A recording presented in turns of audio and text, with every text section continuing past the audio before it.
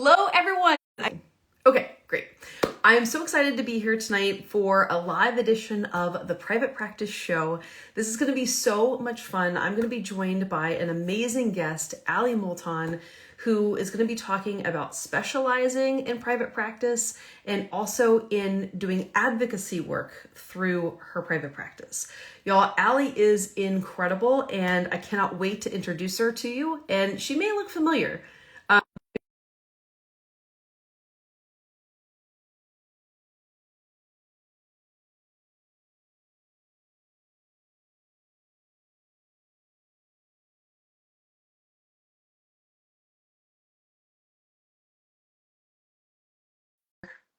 Thing here, and then we'll bring her on. As we're talking, if you have questions, please ask them below so that Ali and or I can answer them. Hey Ali, how's it Hi, going? Jena. How are you? I'm fantastic. Thank you so much for being Of on. course. So y'all, Ali has been on the podcast before. I looked it up. It was 2 summers ago. We were trying to figure out what it was. And so 2 summers ago, you came on and you talked about your private practice journey to date and really about you like taking the leap into private practice and everything else. Now, 2 years have gone by, and so I really want to share where you are now, but not everybody knows where you came from. So can you tell Sure. everyone a little bit about yourself and then how you got started in private practice? Yeah, absolutely. So I started out my career at a children's hospital. I started out at Kennedy Krieger Institute in Baltimore. I did my clinical fellowship year there, and I worked there for 6 years, and then I went into the schools. And then the pandemic hit, and I think a lot of us did a reevaluation of what's important to us, what we want to prioritize. Already one of the Jena F's is going to come up, which is family.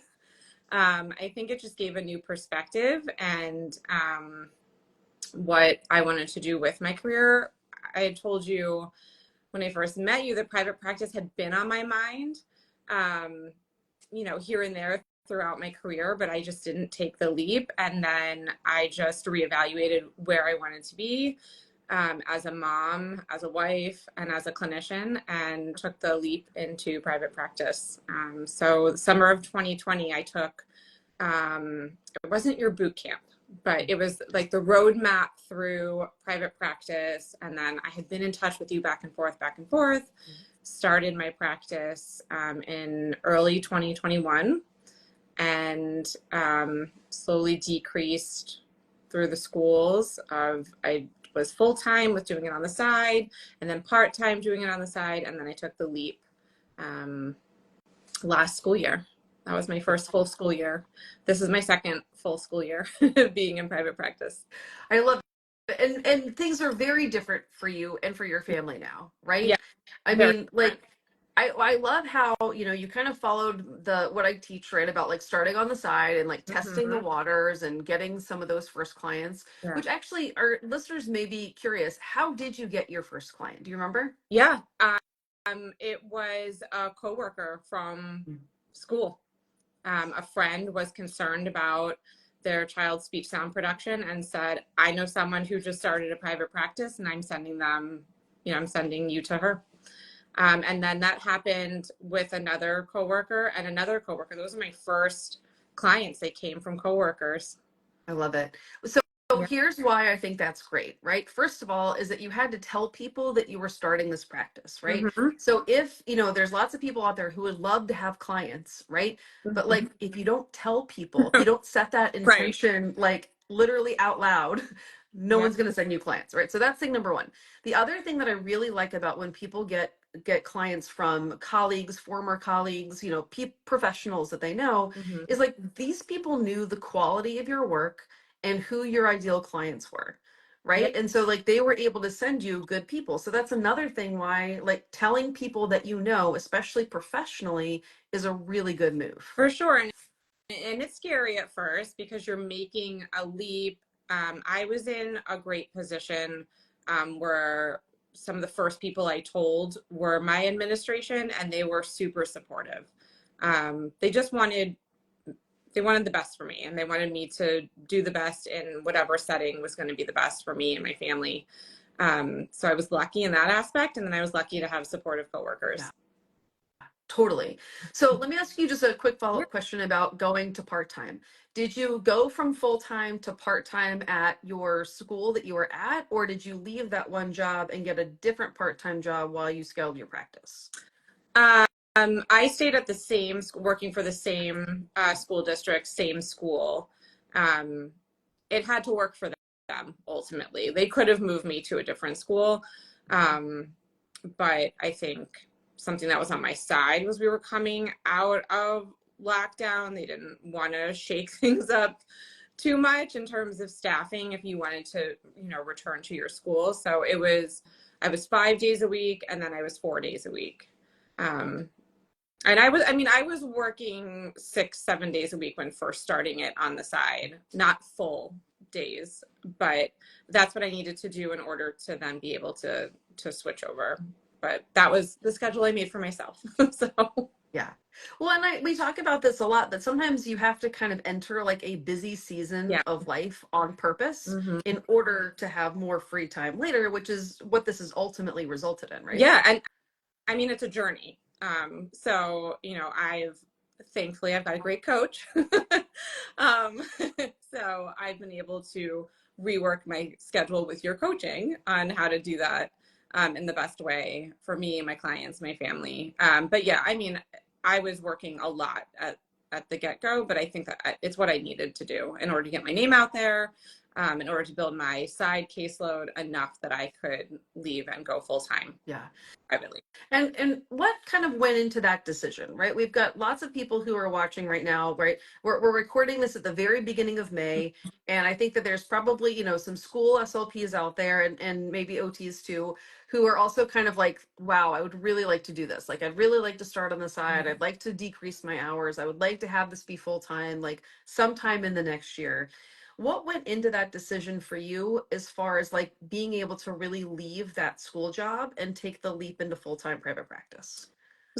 A lot of crunching numbers, which I know us SLPs don't always love to do, but we do have to make sure that we are able to, at a minimum, replace our salary, figure out benefits working, like whether it's through your own business or whether spouse, partner, anything like that, you're doing benefits through that. So you have to have those ducks need to be in a row. You have to crunch some hard numbers. You have to understand, things that we took for granted for a while as employees was, taxes coming out automatically, benefits being provided, all of those kinds of things.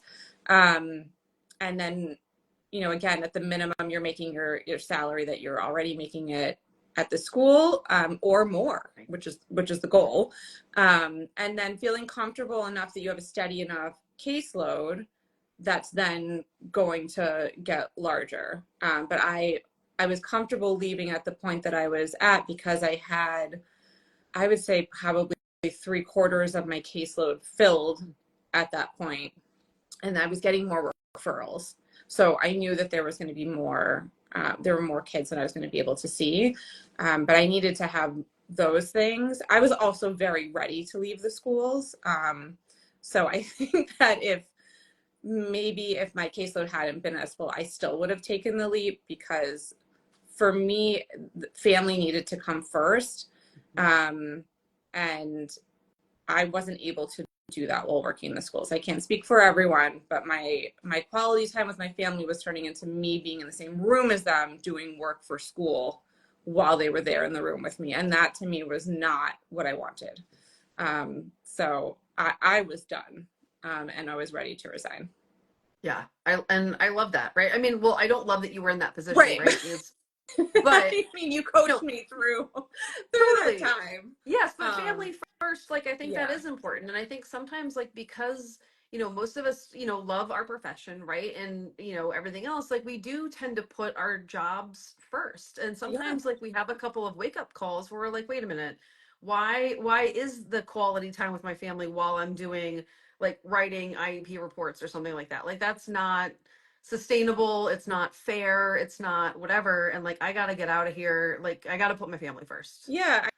I mean, I needed it to be spending quality time with my family and my focus on my family, not 100% of my focus being on other families. Like I needed my family to come first, and that was something that was a struggle, and I needed to feel well supported and appreciated, and that was shining through private practice. I mean, I just felt very fulfilled, and I didn't have a lot of the red tape that I was finding in the schools, when it came to coaching parents, guiding them through special education processes, providing individualized services, spending a lot of time with them. I mean, with some families, you become, an extra family member sometimes, and just making those connections it was very fulfilling, and I loved it. Yeah, totally.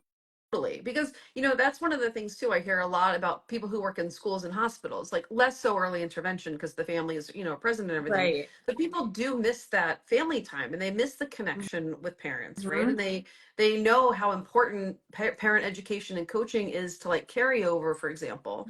And I think that's one of the main reasons too why people go into private practice is because they are looking for those connections and they're looking for like the kid or the adult to make more progress than they are like in the traditional setting, right? Yeah. Yeah. I mean, you go from maybe seeing a family once a year at an IEP table to, for me, being in, their living room or dining room once a week. And it's just a huge difference. Yeah, I love that. So my next question really is about like when you first started your practice, Mhm. did you like pretty much work with everybody or like, I know that you've done some specialization, but how did that kind of happen for you? I did. You know what? I was used to being a generalist. I had been semi-specialized when I worked at Kennedy Krieger, because something that a lot of people don't know about me is that when I went to grad school, there was a dual master's program of learning disabilities and speech language pathology. So I was able to pursue both avenues at the same time. Yeah. And so I was able to specialize with language-based learning disabilities at the beginning of my career. And then, when you go into the schools, you're a generalist. It's whatever child needs your services, you're seeing them. And so I kind of leaned into that when growing my caseload, because I was like, well, I've been a generalist for 9 years in a school. I can continue to do this, but through coaching, collaborating with great colleagues, and just following my gut, I knew I wanted to be more specialized. And so in the beginning, I saw kids of all different profiles. And, for the past 3 years, I've just kind of been honing in on exactly what kind of clients I would like to work with. And then also building a network of other speech language pathologists in the area that I can refer out to for areas that I'm not specializing in. Yeah. And I think that that's like kind of that confidence to reduce the pool of people that you want to work with also really comes over time. Absolutely. Right? Like I'm a huge advocate of people in the very beginning of their practice working with anyone that they feel comfortable and competent to Sure. treat, right? And the reason why I care about that is because I want people to start to build their caseload. I want people to start to Right. have money coming in. I want people to start to build that confidence. But over time, you do start to be able to be like, you know what? I am getting enough referrals now, and I'm getting more Mhm. referrals. And I actually want to make sure that these referrals are coming, like that they're the right referrals, Right. right? And so you do start to kind of like shift how you're marketing your practice or how you're talking to other professionals about the practice so that they send you the right people.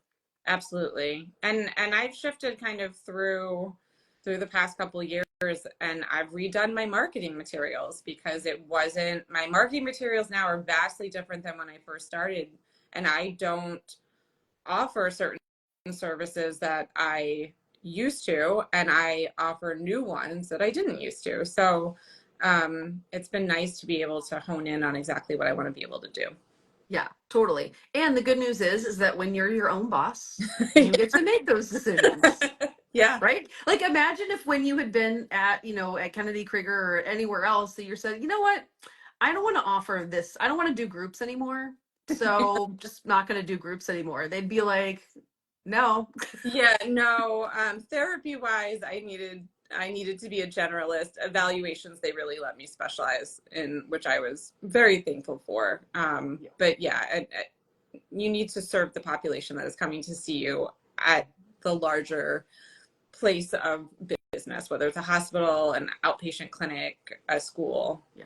That's your job. But so great when you get to then finally decide like who you want to see through your practice, right? Yeah. So tell people kind of what does your private practice look like nowadays? Sure. So I'm still a mobile practice, which is something that the families in my area really want.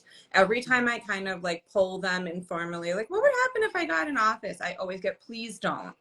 DC traffic is just rough. Yeah.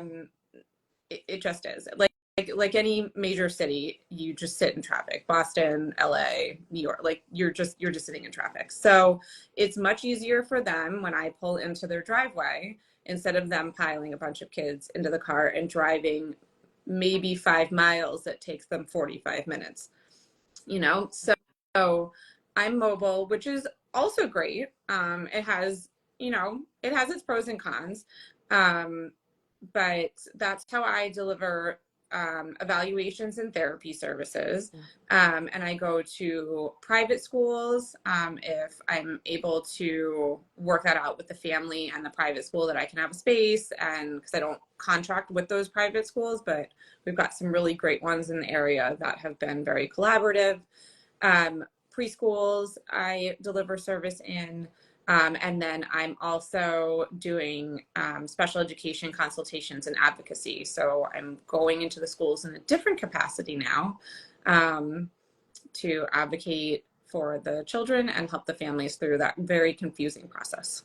Yeah, which I would love if you feel comfortable, and I'm sure our listeners would be curious to hear more about that, right? Sure. Because I had brought that up recently with one of our growers as like an option, and she's like, "Oh, I don't know. I don't know if I could do that." And I'm like, "Well, I don't know. Like it seems kind of important." So, I mean, you do you, right? But I think that Yeah. like, when you've been in a school, you clearly know how to navigate, situations much better. And like the poor families don't, right? Families have no idea how to navigate these situations, and they're looking to professionals who do have their best interests at heart.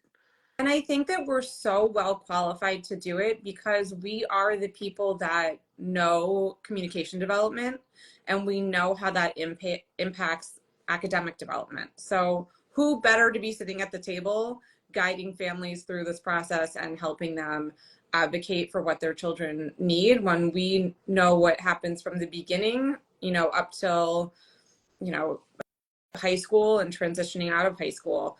So I think we're very well situated to do that as speech language pathologists, and I encourage any speech language pathologist to look into this who's doing private practice to help families. How I got into it, my training's always been interdisciplinary. That's always been a part of me from undergrad, graduate school, clinical fellowship on. Everything's been working with other professionals. So this kind of thing, I think, comes a little bit more naturally to me because that's how my mind is. I'm always looking at the whole child, and I'm always, knowing how to collaborate with other people working with that same child. Having experience in multiple settings, I think, is advantageous because you know what it's like to get the recommendation from the other setting when it doesn't work in yours. You also know when you made an oopsie when you did that in the past. And it's okay, you're learning from that. And, especially if you've been in the schools for time, the inner workings of the IEP meeting. You've sat on the school team. You know what the schools do because they've always done it. You know what should happen based on our unique position as speech language pathologists that kind of have a foot in education and in healthcare. And I think we as a profession are great at advocating for the changes that occur, sometimes slowly, sometimes quickly in our field that impact education, but education just moves at a slower pace. But I think that we do a really good job about making those changes in a child's plan to reflect what's new and what we know is going to work for kids. So I highly encourage any SLP to look into doing this. I'm very upfront with my clients. I'm very honest. I'm not a lawyer. if you're looking for a special education lawyer, that is not me. And I've had to turn some clients away because that's where their case was going. Yeah. You know, I could tell they were looking to make a landmark case. They wanted this to be going to court. That's not me.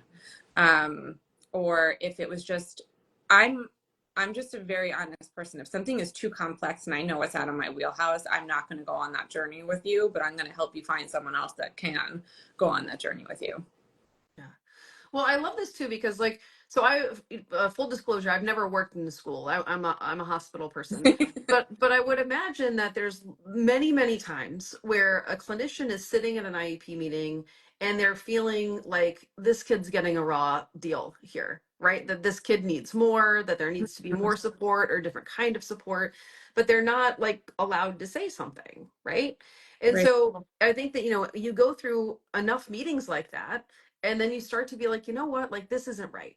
Right. And so again, like for me, it wasn't IEP meetings, it was like family team meetings at the Right. hospital.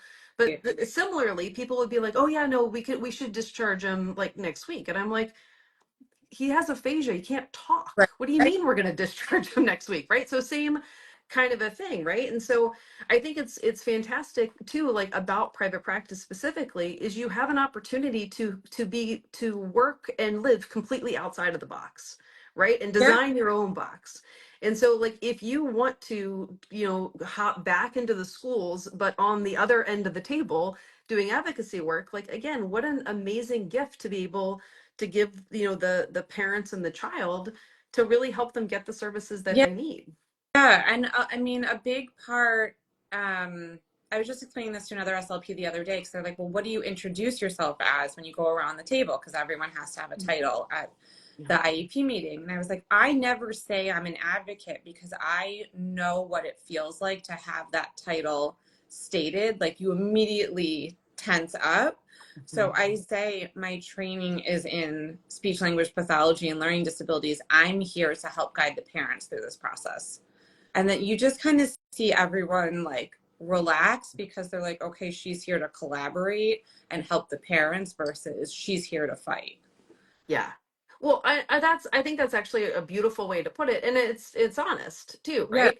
And it puts everyone like at ease a little bit more, and probably helps like get more out of the meeting than like you said about everyone being tensed up and whatnot. Yeah. You don't want it to be a fight. You want it to be a conversation. And, you know, the big thing that I have been seeing with parents, and I saw it when I was on the school team, but I, could only do as much as I was allowed to do as a school employee, is it's just very confusing. It's a lot of terminology that is just not natural unless you're in special education or speech language pathology, OT, PT, school based, not hospital or working with adults. And families are on these timelines and they have to learn things really quickly that they've never seen or heard before. So having someone to help them through that, I think, is just really Yeah. critical. I love that. So what maybe this is a weird question to ask, but what percentage of your like private practice caseload or, time spent is doing like one-on-one, therapy evaluations and whatnot versus the advocacy work? I would say it ebbs and flows based on the time of year. So primarily my day-to-day is evaluations and therapy because there's not always a consistent, there shouldn't be either, a Yeah, consistent true. meeting happening all the time, or an eligibility meeting or a reevaluation meeting or something like that. So I think there's like busier hotspots in the year. So right now, the month of May is going to be really busy. Everyone's kind of in wind down mode or panic mode, depending on where they are in the school year. There are initial referrals going through very late in the school year. There are report cards that came home not too long ago that are showing reasons to, start the process. So, and there are yearly annual meetings. So May, I think, is really busy. I think right at the beginning of school ticks up a little bit if we've got parents who do initial referrals at that time, or if, the family wants to meet the new team and kind of get things situated. And then I think right after winter break when parents, spent more time with their kids and may have noticed something, or that, first quarter report card they're starting to talk about or notice things, or there's been a parent teacher conference. That's kind of like the 3-ish times a year where things pick up. So I haven't yet figured out how to make that the most consistent, just because that's the nature of the special education process, is it just kind of ebbs and flows throughout the school year. Yeah, which totally makes sense. But the thing that I think is really cool about what you've done with your practice is really adding, additional income streams by adding additional services. Mm-hmm. Right. And so, I think that a lot of people get into private practice and they really think they might have dreams to do some other stuff, but they, start off obviously with, individual sessions and evaluations. And for most practices, like that really is the bread and butter, right? And it sounds like it obviously still is for you. Yeah. But like when you can sprinkle in some of these additional like revenue streams, not only is it great for, diversifying your income, but also just for, like for your own like creativity, your own, being able to do some different things, mix it up and really go with whatever you want to be offering through your Yeah. practice. And I think that, I don't know, I think that it is a good stream of income for SLPs to do if they feel comfortable advocating. I think one of the hardest things, and I was telling another SLP this recently, is that we have been so used to doing most of the pieces of at least the consultation part of that service that I offer for free for so long, and for so many hours for so long. Like doing like it is expected that you do a full file review when you're in the schools, right? And the file could be one piece of paper, or it could be 5 volumes, but you have to review them. And now being able to have that as part of a business model and charging for that feels very weird at first, but something you have always coached me with is that your time is valuable and you need to show that it's valuable, and you can't do those things for free if you want people to value your time as well. So I think it feels weird at first charging for that kind of service, when we've just done it, whether in a hospital, outpatient clinic, or school. You've always done the file review and come up with the clinical opinion as part of another process that it gets looped into. And you have not broken it apart and charged for it. Yeah. Well, correct, right? And not only have you not charged for it, you may or may not have been paid for it. Right? Like those are some of the things. My whole career I've been doing it for free. So. Exactly. So, but the value is very high, right? Like whenever I mean, the value of therapy is obviously is high, right? But it's like the value of evaluations is higher. And then like the value of like consultations and like we're having like more of a consultative model is probably like at the most high, right? And so therefore, again, we should charge for our services, but I totally get why, clinicians in the beginning have a hard time, with maybe, feelings of guilt or that kind of thing, just because again, that they've never done it before. But remember again, what we do is extremely valuable, and it's very valuable to obviously the parents and families, but it's like priceless to the child who's going to be able to reap the benefits of this. Right. And another way to diversify income is something I've started to do, is coach other SLPs to do this, because I feel I feel like we're very well suited for this role. I think just taking the leap and telling yourself it's okay to do it is a big part of it. And again, knowing that's something that you've done part of other processes and not gotten paid to do feels very weird. But I've been working to empower other SLPs to take the leap, and start offering this service as well, because the families that you do therapy with on a weekly basis are going to want you to be the one to advocate for their child, because they have strong relationship with you and there's so much trust. And if you can offer that service, they don't have to go find someone Yeah. else. Now, again, staying within our scope of practice and not being lawyers, we have to, be careful with that. And also you need to know federal and state law when you're advocating at these meetings. But, you've just got this established rapport with families, and it's a sigh of relief. Like I've had families that I worked with for, my whole time in private practice. And then when I started offering this, it was a sigh of relief for them, because they were like, great, now we can take you with us. You know, before we kind of just struggled on our own, but you've known our child for years. Yeah. Right. I mean, again, that is insanely valuable to those families, right? Because it gives them tremendous peace of mind. Yes, you're gonna, review the file or whatever, but you know that child basically inside and Right. out, and you are a person who can step in, and just to be able to, again, I mentioned peace of mind, but just like the calming presence. Ali, you're also just a very calm person that I think that a family would also just really be like, you know what, like I'm gonna be able to be here like for my child and Yeah. advocate as a parent. But now here I have a very trusted professional who's also going to be advocating for my child, who knows, like, the ropes of the schools and whatnot.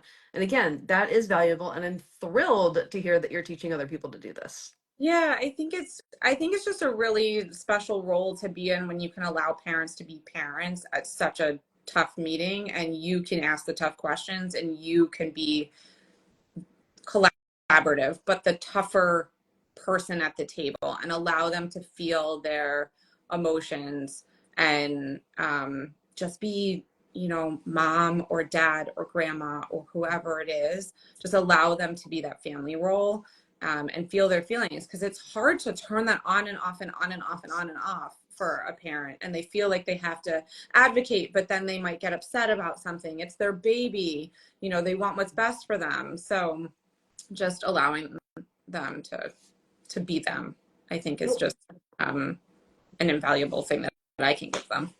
Well, also such a high stress situation, right? For the families, right? And so like, I Yeah. mean, yes, you may also be experiencing stress a little bit, but you're able to like probably monitor that a lot Yeah. better than they are, right? Like, they may hear like people use a word or something that then is kind of Mhm. like upsetting them or triggering them or whatever, but like you're able to like probably keep much more level-headed and just be able to continue through, which is really what those family members need. Yeah, I agree. Yeah. Well, I love this. I mean, I love that you started your practice. I love like what it's helped you be able to achieve both, family wise and professionally with, the flexibility. But I also really like, this, new service that you're offering that also happens to be a new revenue stream. And so for people who are watching slash listening who would like to learn, more about you or learn more about, educational advocacy, where can people find out about you? Sure. So my Instagram handle is at Moulton Speech. You can find me there. I'm less often on Facebook, so I would start at Instagram. And then my website is also Moulton Speech. And if you're in Virginia, my business is Allison Moulton Speech Language and Learning.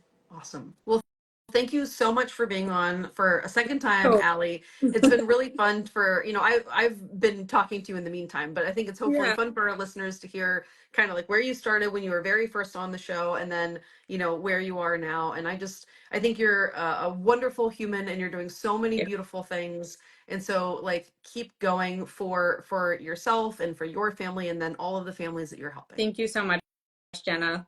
You're welcome. All right. Have a good night, everyone. Thank you for watching and thank you, Ali. Bye. Bye.